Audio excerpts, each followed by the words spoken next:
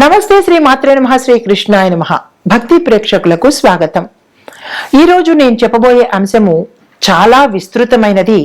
ప్రతి ఇంట్లోనూ ప్రతి ఒక్కళ్ళము బాధపడుతూనే ఉంటాము, ఎన్నో పరిహారాలు చేస్తుంటాము, ఎన్నెన్నో పూజలు చేస్తుంటాము, అయినప్పటికీ మాకు కలిసి రావట్లేదు, మాకు ధనం నిలవట్లేదు, అప్పుల పాలైపోతున్నాము, లేదా పెళ్ళిళ్ళు కావటం లేదు। ఇలాగా ప్రతి సమస్యతోనూ ఎన్ని పూజలు చేసినా ఎంత నియమనిష్టలతో ఉన్నా కానీ చిన్న కీలకం మనకి ఇబ్బంది పెడుతూ ఉంటుంది। అది ఏమిటో తెలీదు, దాన్ని పరిహారం ఎలా చేసుకోవాలో తెలీదు, ఎవరిని పూజించాలో తెలీదు, ఎవరిని అడగాలో తెలీదు। ఇలాంటివన్నిటితో మనము ప్రతి నిత్యము ప్రతి ఇంట్లో ఇబ్బంది పడుతూనే ఉంటారు, అవునా?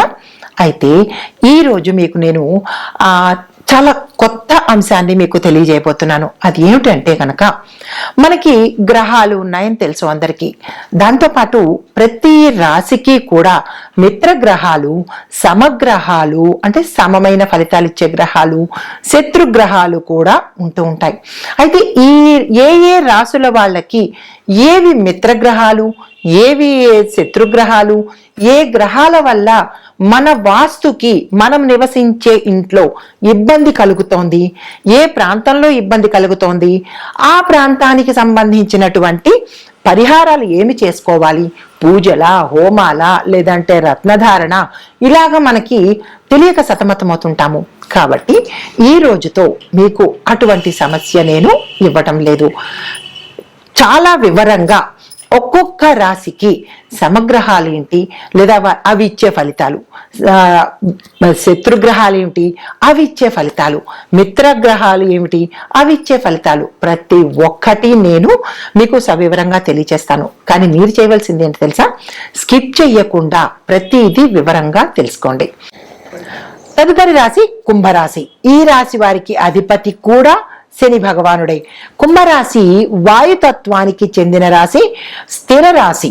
ఇది ఆవిష్కరణ, సాంకేతికత, పరిశోధన, సమాజ సేవ, మానవతా దృక్పథము, నెట్వర్కింగు, విదేశీ సంబంధాలు, ఐటీ, ఎలక్ట్రానిక్స్, డేటా, పెద్ద పెద్ద సంస్థలు, ఆలోచన, విప్లవము వంటి రంగాలకు ఆధిపత్యం వహిస్తుందన్నమాట।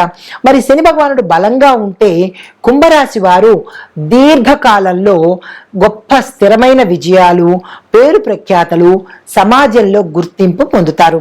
మరి కుంభరాశికి మిత్రగ్రహాలు ఏమిటి అంటే బుధుడు, శుక్రుడు। మరి ఈ రాశి వారికి ముందుగా బుధుడు అనుకూలంగా ఉంటే ఎలా ఉంటుందంటే ఐటీ రంగంలో విజయం సాధిస్తారు, కమ్యూనికేషన్ శక్తి ఉంటుంది, వ్యాపారాన్ని విస్తరించే అవకాశం ఉంటుంది, విదేశాలతో కనెక్షన్స్ ఉండే అవకాశం ఉంది। మరి శుక్రుడు అనుకూలంగా ఉంటే ధనయోగము, సామాజికంగా గుర్తింపు, కళలు, విలాసవంతమైన సౌకర్యాలు, దాంపత్యంలో అన్యోన్యత। మరి సమగ్రహము అంటే మిశ్రమంగా ఉండే గ్రహం ఏది అంటే గురుగ్రహము మిశ్రమంగా ఉంటుంది, మిత్రుడు కాదు, అలా అని శత్రువు కాదు। ఈ కుంభరాశి వారికి శత్రుగ్రహాలు ఏవి అంటే రవి, చంద్రుడు। మరి రవి ఇచ్చే ఫలితాలు ఎలా ఉంటాయి?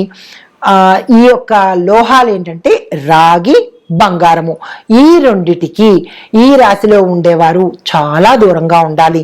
మరి రవి దోషంగా ఉన్నప్పుడు ఎటువంటి సమస్యలు వస్తాయి ఇంట్లో? తూర్పు దిశ మూసుకుపోవడము, సూర్యకాంతి లేకపోవడము, అధిక అంధకారమైనటువంటి వాతావరణము, ఇవి ఎక్కువగా ఉండే అవకాశం ఉంటుంది, చాలా జాగ్రత్తగా చూసుకోండి। మరి వచ్చే సమస్యలు ఎలాంటివి అంటే ప్రభుత్వ సమస్యలు ఎక్కువగా వస్తాయి, అధికార సమస్యలు ఎక్కువ వస్తాయి, తండ్రితో విభేదాలు ఎక్కువగా వస్తాయి, మీ యొక్క గౌరవానికి భంగం కలిగే అవకాశాలు కూడా ఎక్కువ ఉంటాయి। మరి రవి మంత్రము ఏంటంటే ఓం హ్రాం హ్రీం హ్రౌం సహ సూర్యాయ నమః। ఈ మంత్రాన్ని 108 సార్లు 45 రోజుల వ్యవధి పాటు చదువుకోవాలి। మరి శత్రుగ్రహమైనటువంటి రెండవ గ్రహము చంద్రుడు। ఈ చంద్రుడి యొక్క లోహము వెండి। ఈ యొక్క ప్రభావము వాస్తులో అంటే మీ యొక్క ఇంటి వాస్తు చూసినట్టయితే వాయువ్యంలో దోషంగా ఉండడము, నీటి నిల్వలు, చీకటి గదులు కనుక ఉంటే అవి ఎక్కువ ప్రభావం చూపించే అవకాశం ఉంది।